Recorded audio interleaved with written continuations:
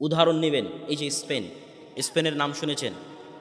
স্পেনের নাম হয়তো সবাই শুনেননি, কিন্তু মেসির নাম তো সবাই শুনেছেন নাকি? যুবক সমাজ শুনুনি, মেসি একটা প্লেয়ার আছে, একটা ক্লাবে খেলে, সেই ক্লাবের নাম হচ্ছে বার্সেলোনা, এবং আরও ক্লাব আছে রিয়াল মাদ্রিদ। এই ক্লাবগুলো যেই দেশে অবস্থিত সেই দেশের নাম হচ্ছে স্পেন। এবার বুঝতে পারলেন স্পেন কোন দেশ?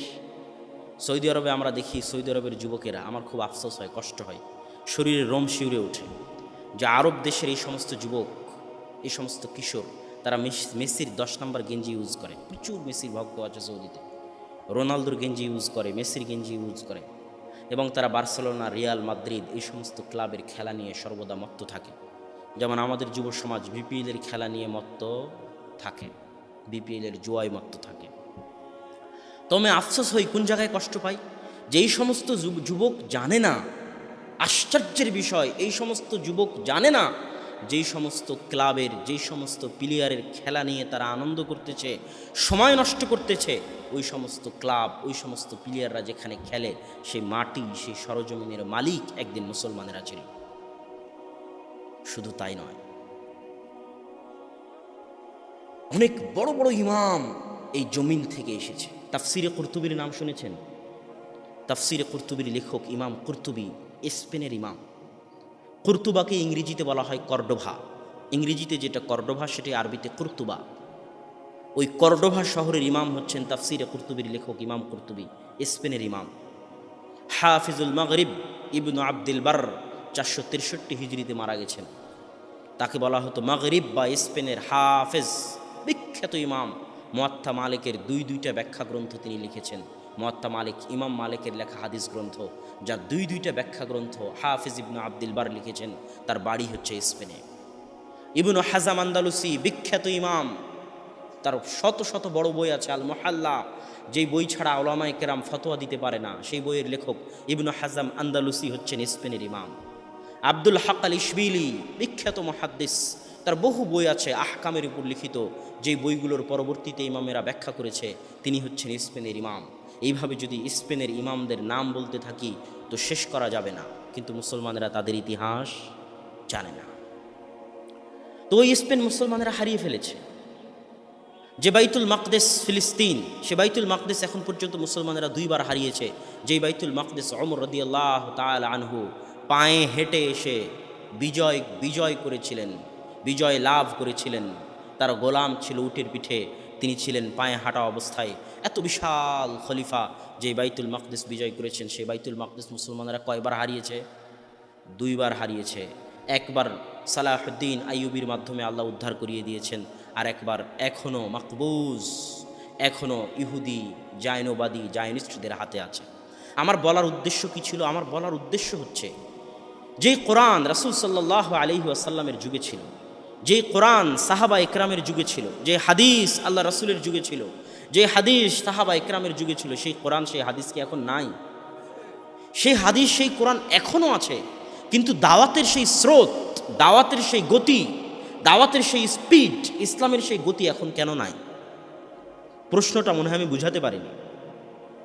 আমি আবার আপনাদের সামনে প্রশ্ন রাখি, যদি বুঝাতে না পারি আমার সাথে কথা বলবেন। জনগণ তো আপনারা আছেন, কথা বলতে তো কোনো সমস্যা নেই, না সমস্যা আছে? বুঝতে না পারলে বলবেন বুঝতে পারিনি। ইসলামের যে গতি রাসূল সাল্লাল্লাহু আলাইহি ওয়াসাল্লামের যুগে ছিল, খোলাফায়ে রাশিদিনের যুগে ছিল, সেই কোরআন সেই হাদিস এখনও থাকার পরেও সেই গতি কেন নাই? প্রশ্ন কি ঠিক না বেঠিক? ঠিক। এই প্রশ্নের উত্তর আমাকে এবং আপনাকে খুঁজতে হবে।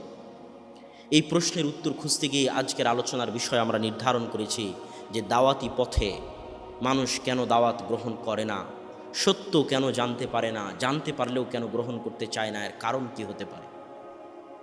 প্রথম কারণ হচ্ছে, দাওয়াতি পদ্ধতিতে আমাদের ভুল আছে। স্বয়ং রাসূল সাল্লাল্লাহু আলাইহি ওয়াসাল্লাম যে পদ্ধতিতে দাওয়াতি কাজ করেছেন, আমাদের যুবকেরা সেই পদ্ধতিতে দাওয়াতি কাজ করে না। আমরা আলেম ওলামারা সেই পদ্ধতিতে দাওয়াতি কাজ করি না। তার মধ্যে 1 নম্বর ত্রুটি, একটি হাদিস আমি আপনাদের সামনে পেশ করি। সহিহ বুখারীর একদম প্রথম অধ্যায়ে হাদিস পাবেন। রাসূল সাল্লাল্লাহু আলাইহি ওয়াসাল্লাম যখন গারে হিরায় জিবরাইল আলাইহিস সালাতু ওয়াস সালাম যখন তার কাছে এসে পবিত্র কোরআনের ওহী নিয়ে আসলেন, ইকরা ইকরা ইকরা, পড়ো মোহাম্মদ, পড়ো মোহাম্মদ, পড়ো মোহাম্মদ বলে যখন তাকে সজোরে চেপে ধরলেন এবং ইকরা বিসমি রব্বিকাল্লাযী খালাক এই 5টি আয়াত যখন তাকে দিয়ে গেলেন, তখন রাসূল সাল্লাল্লাহু আলাইহি ওয়াসাল্লাম এই নতুন অভিজ্ঞতায় ভীত সন্ত্রস্ত হয়ে তাড়াতাড়ি বাসায় ফিরে এসে খাদিজা রাদিয়াল্লাহু তাআলা আনহাকে বলতেছেন, জাম্মিলুনি জাম্মিলুনি জাম্মিলুনি, খাদিজা চাদর দাও, চাদর দাও, চাদর দাও। লাকাদ খাশিতু আলা নাফসি, আমি ভয় পাচ্ছি যে আমি মারা যাব, আমি আমার জীবন নিয়ে আশঙ্কায় আছি, আমাকে চাদর দাও। এটা হচ্ছে রাসূল সাল্লাল্লাহু আলাইহি ওয়াসাল্লামের বাক্য। খাদিজা রাদিয়াল্লাহু তাআলা আনহা আল্লাহ রাসূলের এই কথা শুনে রাসূল সাল্লাল্লাহু আলাইহি ওয়াসাল্লামকে বললেন, কাল্লা ওয়াল্লাহি, কখনো নহে, আল্লাহ সুবহানাহু তাআলার কসম, কাল্লা ওয়াল্লাহি, কখনো নহে, আল্লাহ সুবহানাহু তাআলার কসম করে আমি বলতে পারি, লাই ইউখজিকাল্লাহু আবাদা, আল্লাহ সুবহানাহু তাআলা অবশ্যই কখনোই আল্লাহ সুবহানাহু তাআলা আপনার ক্ষতি করতে পারেন না। আল্লাহ সুবহানাহু তাআলা আপনাকে কখনোই অপমান অপদস্থ করতে পারেন না। কসম করে এত দৃঢ় বিশ্বাসের সাথে একজন মহিলা একজন নবীকে অভয় বাণী দিচ্ছে। এই অভয় বাণীর পিছনে, তার এই দৃঢ় বিশ্বাসের পিছনে কারণ কি থাকতে পারে? সেই কারণগুলো খাদিজা রাদিয়াল্লাহু তাআলা আনহা নিজেই বলতেছেন। সেই কারণগুলো কি?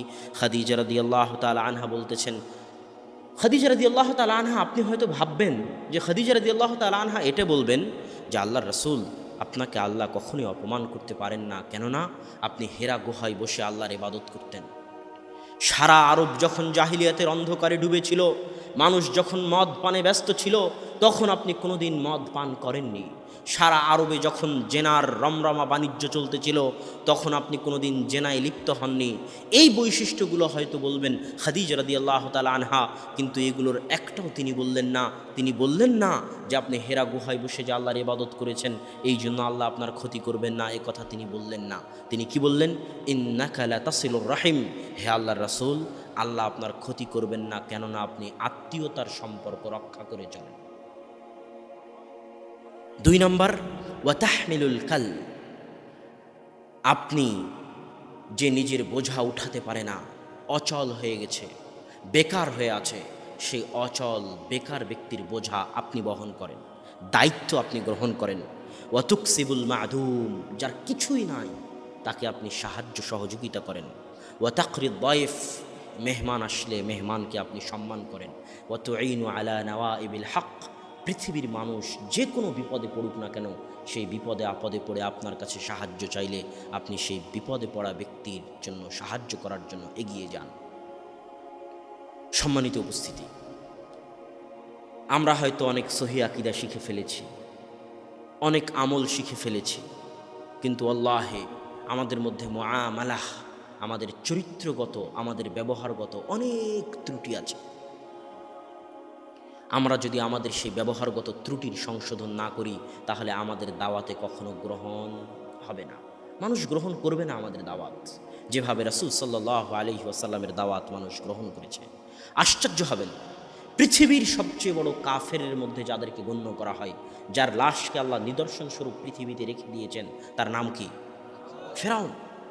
সেই ফেরাউনের নিকটে আল্লাহ সুবহানাহু ওয়া তাআলা মূসাকে পাঠাচ্ছেন। পৃথিবীর এত বড় কাফেরের নিকটে আল্লাহ সুবহানাহু ওয়া তাআলা মূসাকে পাঠাচ্ছেন, আর কি বলছেন?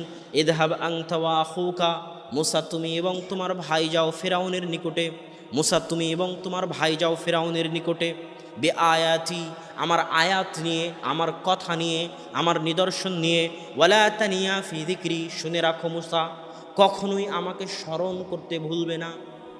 আল্লাহ সুবহানাহু ওয়া তাআলাকে স্মরণ করা মহান ইবাদত। আমরা আল্লাহ সুবহানাহু ওয়া তাআলাকে স্মরণ করার গুরুত্ব বুঝি না। আপনাকে সৃষ্টি করা হয়েছে সকাল থেকে সন্ধ্যা পর্যন্ত, মরা থেকে, জন্ম থেকে মৃত্যু পর্যন্ত আল্লাহ সুবহানাহু ওয়া তাআলাকে স্মরণ করার জন্য।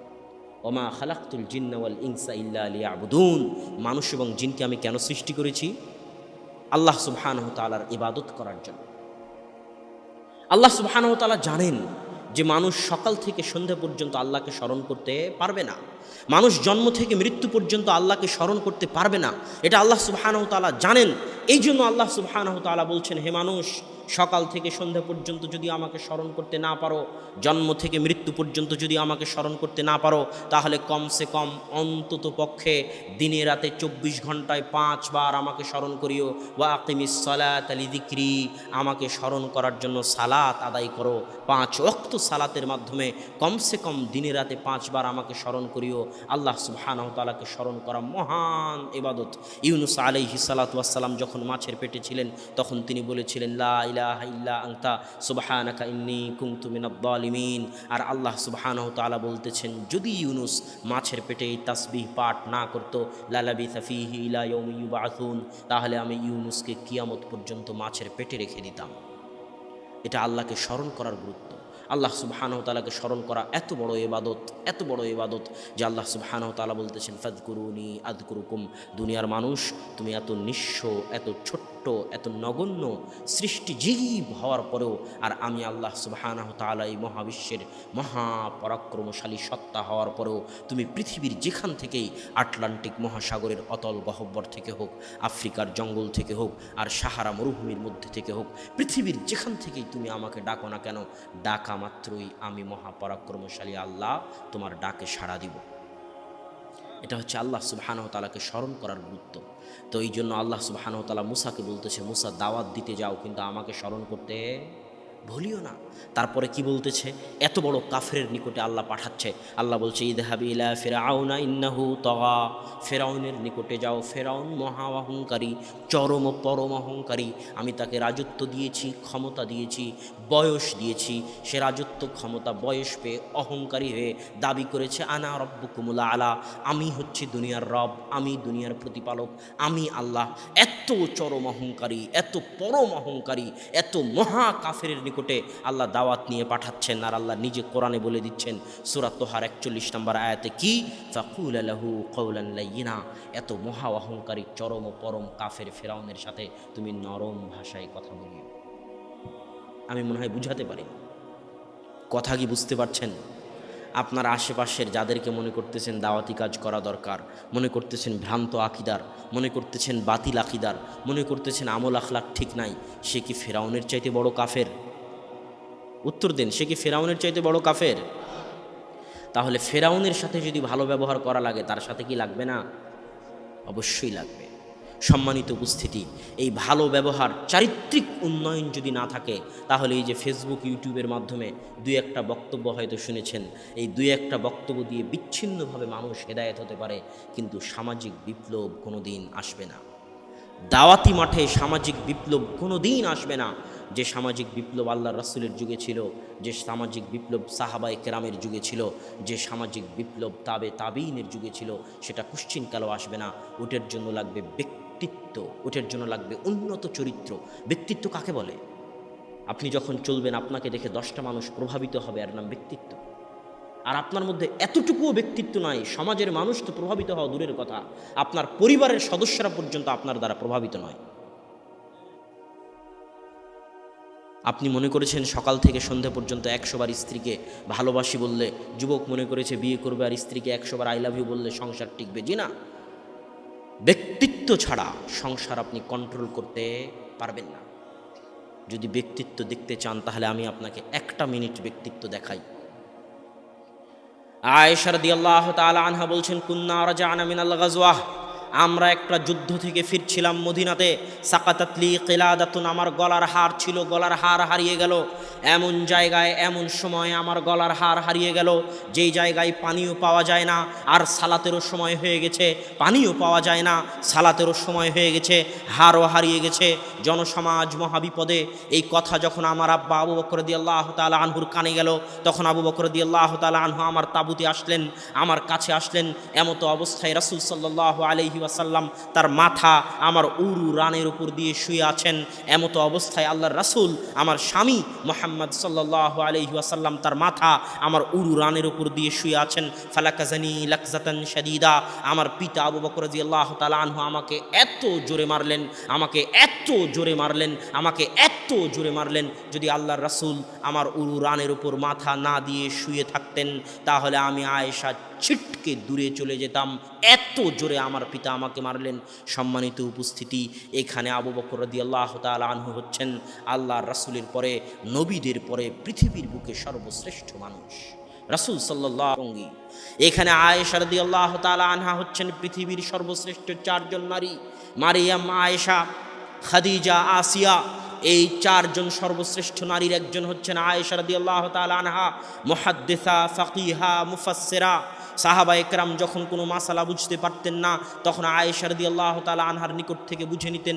এত বড় জ্ঞানী, এত বড় বিদুষী রাসূল সাল্লাল্লাহু আলাইহি ওয়াসাল্লামের স্ত্রী আবু বকর রাদিয়াল্লাহু তাআলা আনহুর বিবাহিত মেয়ে। আরও উপস্থিত কে আছেন?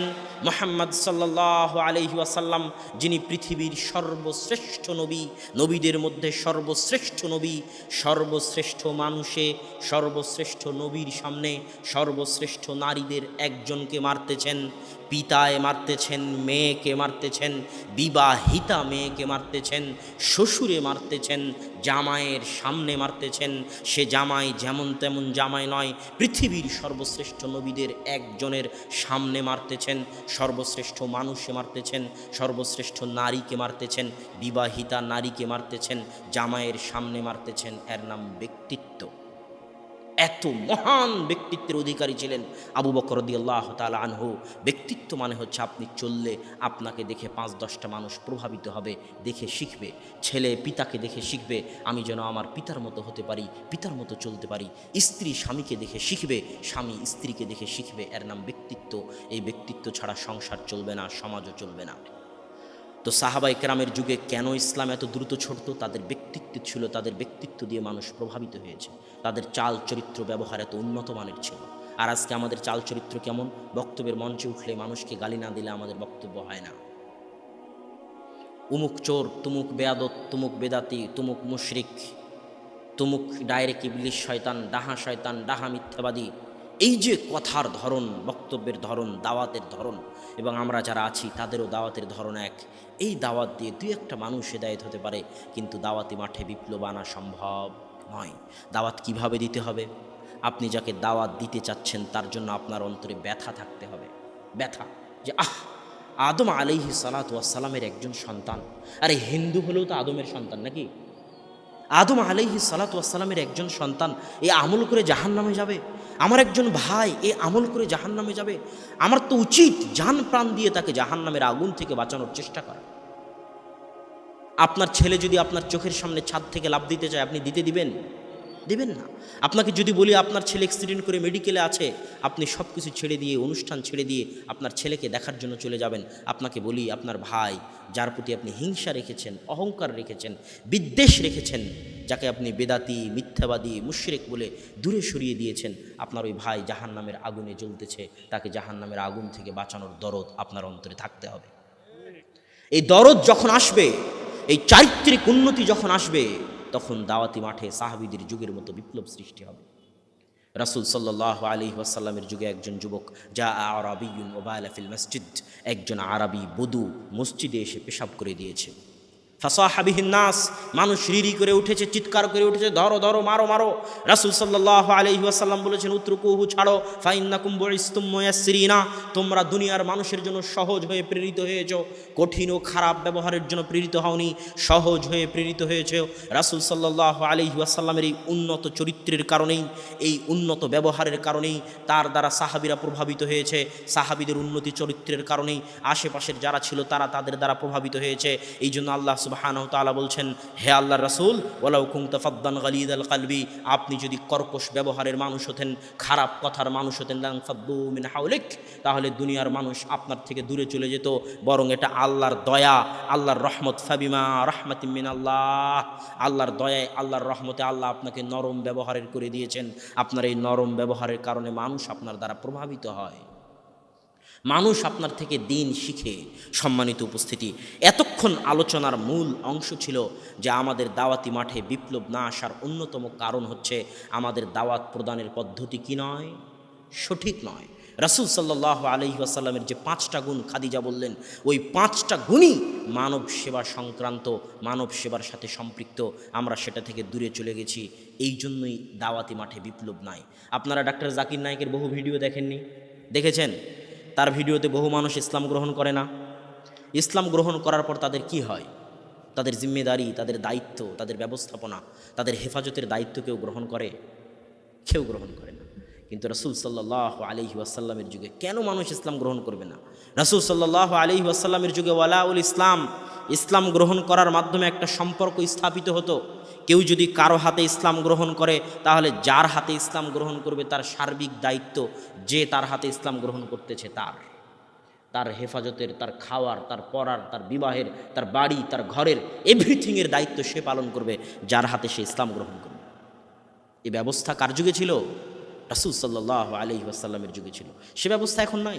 হাজারো হিন্দু আছে ভারতে যারা এই নিরাপত্তার অভাবে ইসলাম গ্রহণ করতে পারে না।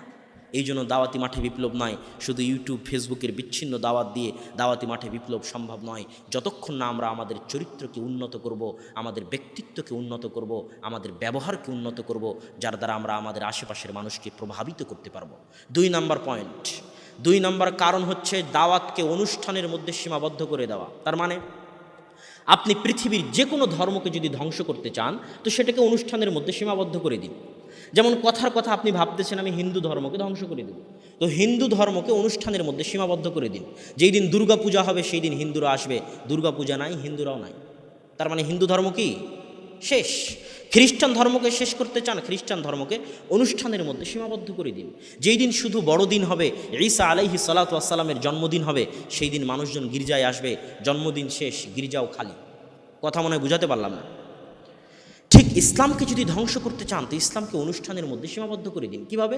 যেই দিন শুধু শবে বরাত হবে সেই দিন মসজিদ ভর্তি, শবে বরাত শেষ, মুসল্লিও নাই। আছে না নাই? যেই দিন ঈদে মিলাদুন্নবী হবে সেই দিন ট্রাকে করে আল্লাহ রাসূলের প্রতি ভালোবাসা দেখানোর জন্য বের হয়েছে, আর বলছে ইয়া নবী সালাম আলাইকা, বলে না?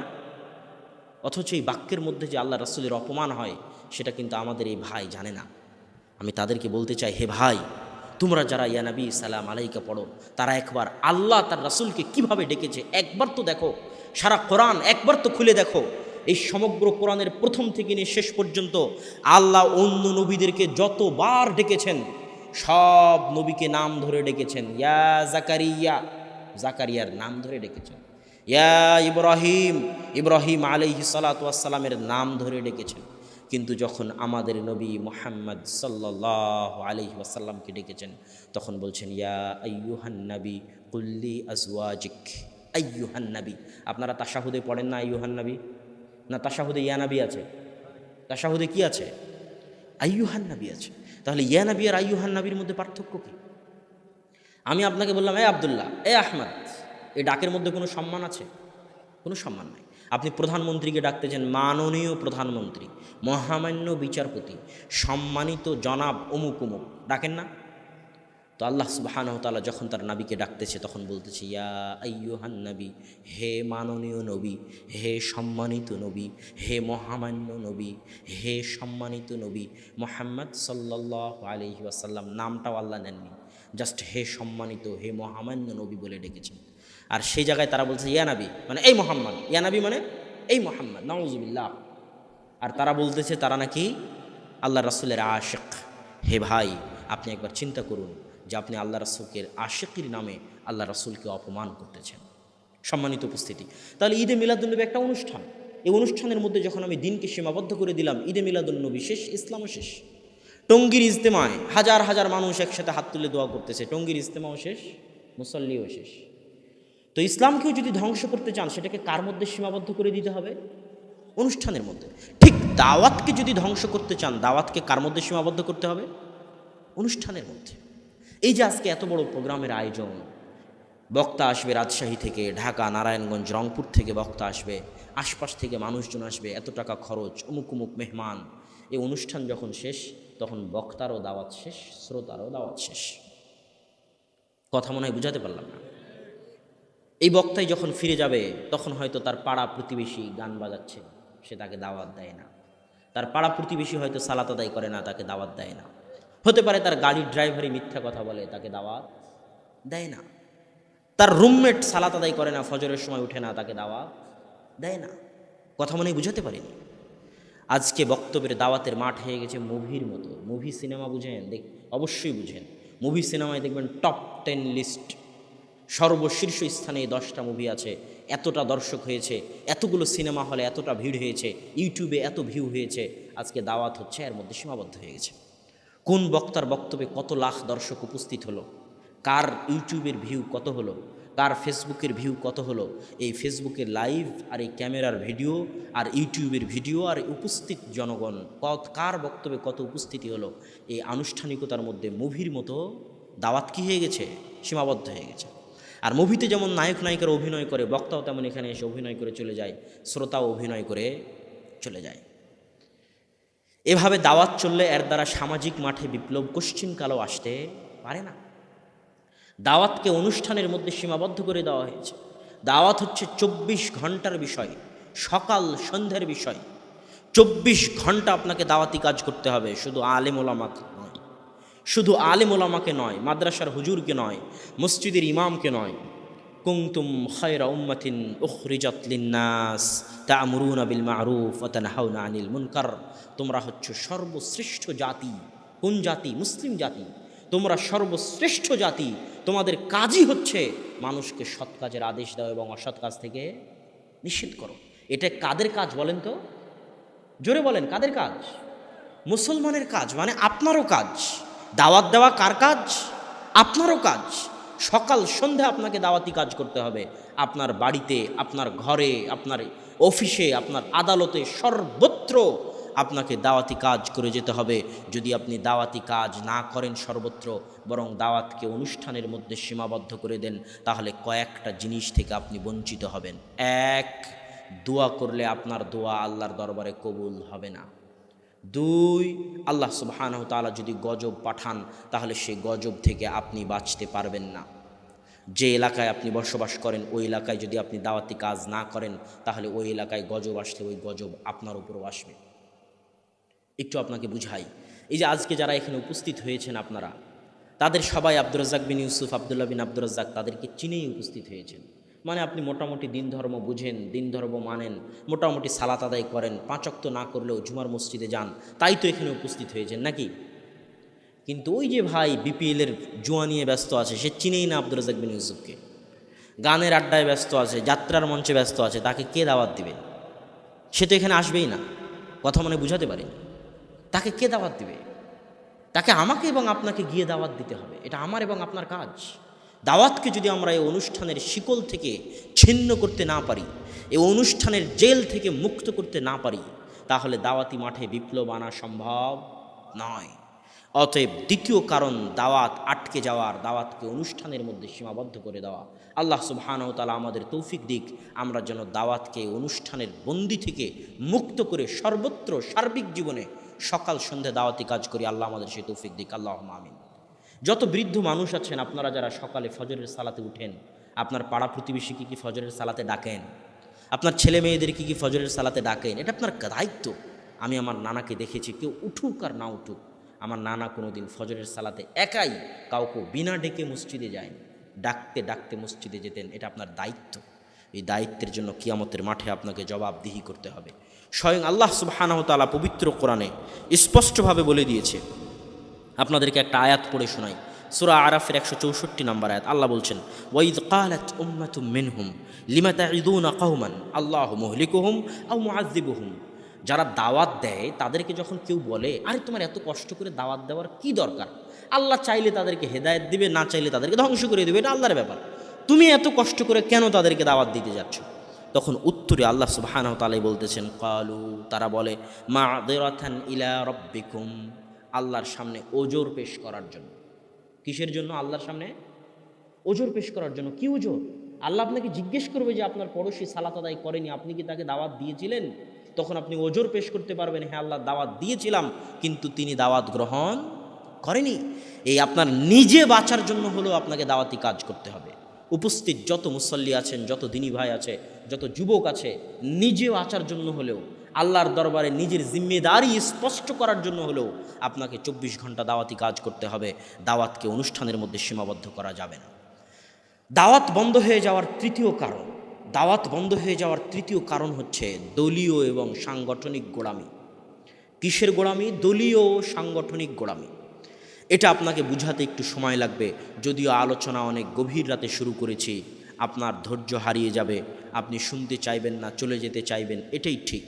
তবুও আলোচনা শেষ করারই আমার ইচ্ছা আছে। আল্লাহ সুবহানাহু ওয়া তাআলা সেই তৌফিক দান করুক, আল্লাহুম্মা আমিন। দলীয় ও সাংগঠনিক গোড়ামির আগে আপনাকে বুঝতে হবে জামাতবদ্ধ জীবনযাপন মানে কি। যে কোনো দল, যে কোনো সংগঠনকে দেখবেন তারা বলবে যে জামাতবদ্ধ জীবনযাপন করা জরুরি। বই থাকবে জামাতবদ্ধ জীবনযাপনের উপরে, সেটা জামাত ইসলাম হোক, তাবলিগ জামাত হোক, এবং সেই বইগুলোতে একটা হাদিস অবশ্যই পাবেন।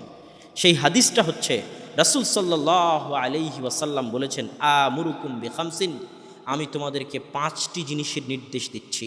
তার মধ্যে 1 নম্বর জিনিস হচ্ছে বিল জামাআহ, তোমরা জামাতবদ্ধ জীবন যাপন করিও। তারপরে কি বলছেন আল্লাহ রাসূল? জেনে রাখো, ফা ইন্নাহু মান খারাজা মিনাল জামাআহ কিদা শিবরিন, কেউ যদি জামাত থেকে 1 বিঘত পরিমাণ বের হয়ে যায়, কেউ যদি জামাত থেকে 1 বিঘত পরিমাণ বের হয়ে যায়, তাহলে ফাকাদ খালা রিবকাতাল ইসলামি মিন উনুকি, তাহলে তার কাঁধ থেকে ইসলাম খুলে পড়ে গেল।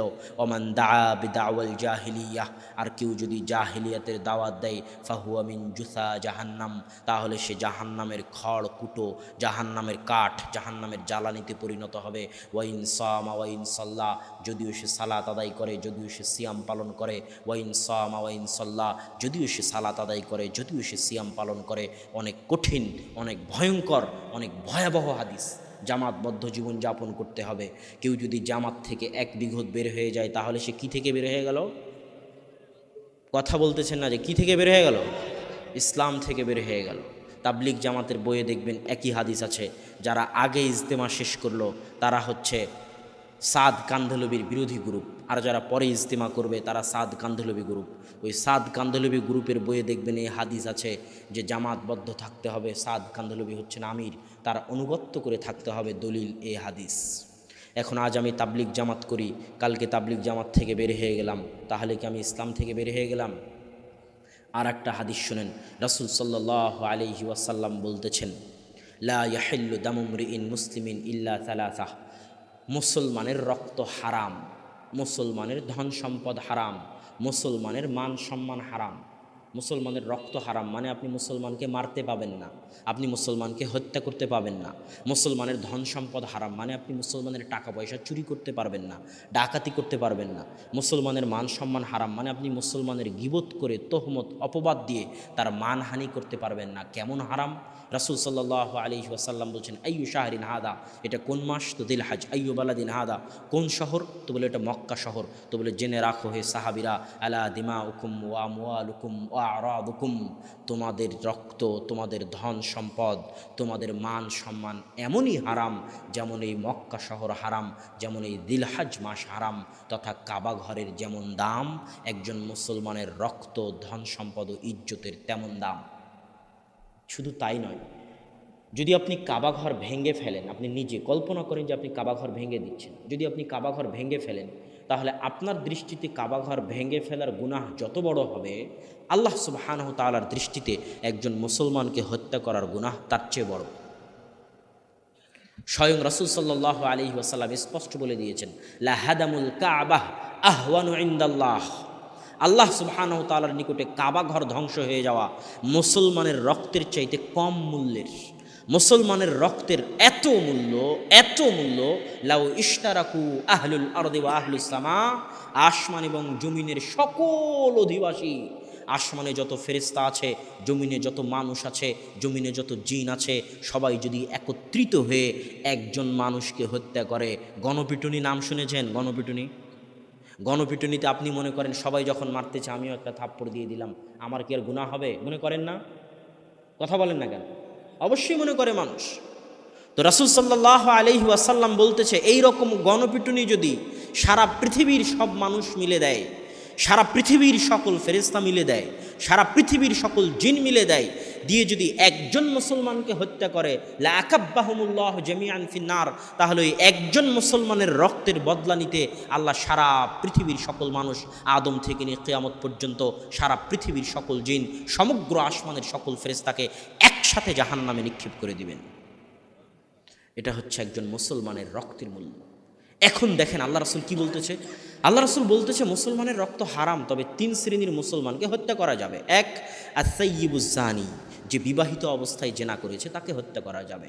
2, যে আরেকজন মুসলমানকে অন্যায়ভাবে হত্যা করেছে তাকে হত্যা করা যাবে। 3, মুফারিকুল জামাআহ, যে জামাত ছেড়ে দিয়েছে তাকে হত্যা করা যাবে। মানে আমি আজ তাবলিগ জামাত করতাম, জামাত ছেড়ে দিলাম, তো আমাকে হত্যা করা যাবে? আল্লাহ রাসূল তো বলতেছে জামাত ছেড়ে দিলে হত্যা করা যাবে। তাহলে জামাতবদ্ধ জীবনযাপনের অর্থ আমরা সঠিক বুঝিনি। এই জন্য আমি বলি আসমানের নিচে জমিনের উপরে যত হাদিস আছে মাজলুম, অত্যাচারিত, নির্যাতিত, যেই সমস্ত হাদিসের ওপর দুনিয়ার মানুষ অত্যাচার করেছে, বিকৃত করেছে, সঠিক অর্থ করেনি, সেই সমস্ত হাদিসের মধ্যে একটা হাদিস হচ্ছে জামাতবদ্ধ জীবনযাপনের হাদিস। জামাতবদ্ধ জীবনযাপনের হাদিসকে বিকৃত করা হয়েছে।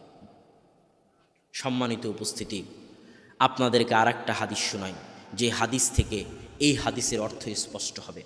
আবু বকর রাদিয়াল্লাহু তাআলা আনহু যখন রাসূল সাল্লাল্লাহু আলাইহি ওয়াসাল্লামের মৃত্যুর পরে ইসলামী খেলাফতের খলিফা হলেন, তখন একদল মানুষ যাকাত দিতে অস্বীকার করল। তখন আবু বকর রাদিয়াল্লাহু তাআলা আনহু বললেন, ওয়াল্লাহি লা উকাতিলান্নাহুম, আল্লাহর কসম করে বলছি যারা যাকাত দিবে না আমি তাদের বিরুদ্ধে যুদ্ধ করব। তখন ওমর রাদিয়াল্লাহু তাআলা আনহু বলছেন, হে আবু বকর রাদিয়াল্লাহু তাআলা আনহু, কাইফা তুকাতিলুনাহুম, যারা যাকাত দিবে না আপনি কিভাবে তাদের বিরুদ্ধে যুদ্ধ করবেন? অথচ তারা আল্লাহকে এক মেনে, আল্লাহর রাসূলকে নবী মেনে সাক্ষ্য দিয়েছে। আর যারা আল্লাহকে এক মেনে, আল্লাহ রাসূলকে নবী মেনে সাক্ষ্য দিয়েছে, তাদের রক্ত হারাম, তারা মুসলমান, তারা যাকাত দিবে না, তাদেরকে আপনি কিভাবে হত্যা করবেন, কিভাবে তাদের বিরুদ্ধে যুদ্ধ করবেন? তখন আবু বকর রাদিয়াল্লাহু তাআলা আনহু বলছেন, শোনো ওমর, ওয়ালাউ মানাউনি কালানি ওয়াদুনাহু ইলা রাসূলিল্লাহ, তারা যদি আল্লাহর রাসূলের যুগে উট গরু ছাগল যাকাত হিসেবে দিতে এসে উট গরু ছাগলের সাথে দড়িও দিয়ে যেত, আর আমার যুগে উট গরু ছাগল দিয়ে যায় কিন্তু দড়ি না দিয়ে যায়, শোনো ওমর, তারা যদি আল্লাহর রাসূলের যুগে খেজুর গম ধান চাল ওসর হিসেবে দিতে এসে খেজুর গম ধান চালের সাথে তার বস্তাও দিয়ে যেত, আর আমি আবু বকর আমার যুগে খেজুর গম ধান চাল দিয়ে যায় কিন্তু তার বস্তা না দিয়ে যায়, তাহলে আমি আবু বকর ওই দড়ির জন্য, ওই বস্তার জন্য যুদ্ধ চালিয়ে যাব, মারবো না হয় মরবো। এত কঠিন কথা আবু বকর রাদিয়াল্লাহু তাআলা আনহু কেমনে বলতেছেন? আপনাদের একটা পরীক্ষা নিই, যারা শ্রোতা আছেন, এই যে ভাই, এই যে আপনি কি করতেছেন? হ্যাঁ, আরামে বসেন। আমি তো অনেক জরুরি কাজ ছেড়ে এসেছি, যাচ্ছেন কেন? বক্তব্য তো অল্প কিছুক্ষণের মধ্যেই শেষ করে দিই। আপনারা যারা শ্রোতা আছেন তাদের একটা পরীক্ষা নিই।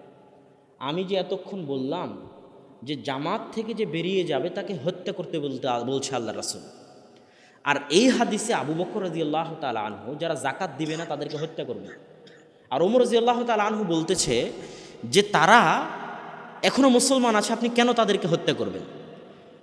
তো ওমর রাদিয়াল্লাহু তাআলা আনহুর এই প্রশ্নের উত্তর কি? আপনাদের কাছে এই প্রশ্নের উত্তর কি? প্রশ্ন মনে হয় বুঝতে পারেননি না? প্রশ্ন স্পষ্ট। আবু বকর রাদিয়াল্লাহু তাআলা আনহু যারা যাকাত দিবে না তাদেরকে কি করবেন? জোরে বলেন, তাদেরকে কি করবেন?